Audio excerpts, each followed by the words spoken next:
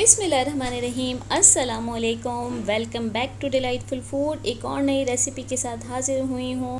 तो आज जो रेसिपी आप लोगों के लिए लेकर आई हूँ वो है इंस्टेंट चिकन कढ़ाई की रेसिपी। अचानक आपके घर में मेहमान आ जाएं तो आपको परेशान होने की ज़रूरत नहीं है। ट्राई करें मेरी ये रेसिपी, इंशाल्लाह ज़रूर पसंद आएगी आपको। तो यहाँ पर मैंने चिकन ले ली है। मैंने अच्छी तरह इसको वॉश कर लिया था। ये तकरीबन 1.5 किलो चिकन है, 1.5 kg है चिकन। और बहुत अच्छी तरह मैंने इसे धो लिया था और पानी अच्छी तरह निकाल दिया था। यहाँ पर टमाटर हैं, ये हैं 8 अदर टमाटर। मैंने इसका छिलका उतार कर ब्लेंड कर लिया है इनको। तो क्योंकि ये इंस्टेंट रेसिपी है तो बहुत ही जल्दी तैयार हो जाएगी, तो आपने स्किप नहीं करनी है वीडियो मेरी बिल्कुल भी। तो यहाँ पर एक मैंने देगची ले ली है, उसमें ऑयल मैंने 1 कप ऐड किया है।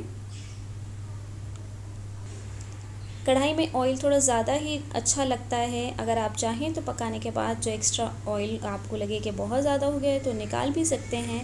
तो ऑयल को हम थोड़ा सा गरम कर रहे हैं। तो गरम करने के बाद हमने इसके अंदर जो इंग्रेडिएंट ऐड करना है वो है ज़ीरा, जो कि मैं 2 टीस्पून ऐड करूँगी। ज़ीरे से बहुत ही अच्छा फ्लेवर आता है और ये कढ़ाई बहुत ही कम इंग्रेडिएंट से तैयार हो जाती है बनकर, और बहुत ही मज़ेदार भी होती है।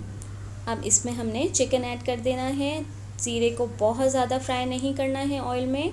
जब हल्का सा ये कड़कने लगे तो उस वक्त आपने चिकन को ऐड कर देना है इसमें, और चिकन को ऑयल के साथ अच्छी तरह भूनना है हमने। तो इसकी बहुत भुनाई होने वाली है आज, और क्योंकि वजह ये है कि चिकन में से जो पानी निकलता है वो थोड़ा सा हीट वाला हो जाता है, तो खाना हमारा ख़राब हो सकता है। तो बहुत अच्छी तरह हमने इसको भूनना है। तो इसकी भुनाई में ही बहुत ज़्यादा आज टाइम लगने वाला है। तो मैं इसको काफ़ी देर भून चुकी हूँ, तकरीबन 5 मिनट मैंने इसे भुना है।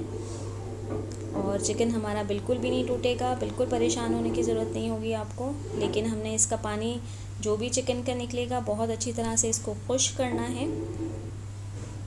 तो ये पानी इसका अच्छी तरह खुश्क हो चुका है चिकन का।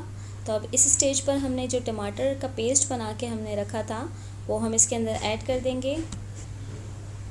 टमाटर में अच्छा खासा पानी होता है, तो हमें इसे भी फुल फ्लेम पर भूनने की ज़रूरत पड़ेगी। तो यहाँ मैंने कुछ स्पाइसेस लिए हैं जिनमें पिसी हुई मिर्च है, कुटी हुई मिर्च और सॉल्ट है।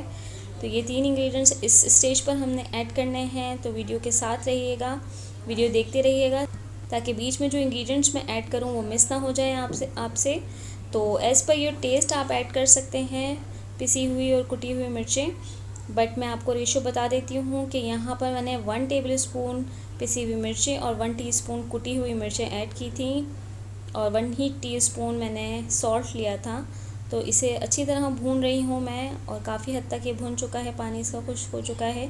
तो यहाँ पर मैंने काली मिर्चें इसमें ऐड कर दी हैं। ये 1 टीस्पून डालनी है आपने। 1.5 किलो में 1 टीस्पून काफ़ी होता है, तो इससे ज़्यादा ऐड ना करें आप, वरना हालत में लगेंगी मिर्च आपकी। तो बस यहाँ पे इसको हमने भूनना है, और इसके अंदर फिर हमने सोया सॉस हमने ऐड करना है।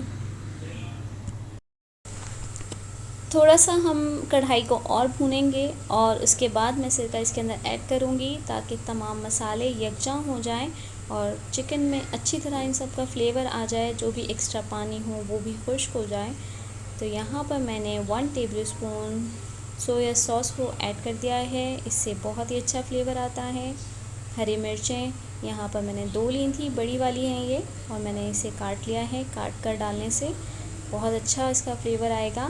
तो ज़रूर ट्राई कीजिएगा काट के हरी मिर्चों को ऐड करने के लिए। और अगर आप ज़्यादा हरी मिर्चें खाते हो या स्पाइस पसंद करते हो तो आप ऐड भी कर सकते हैं और भी।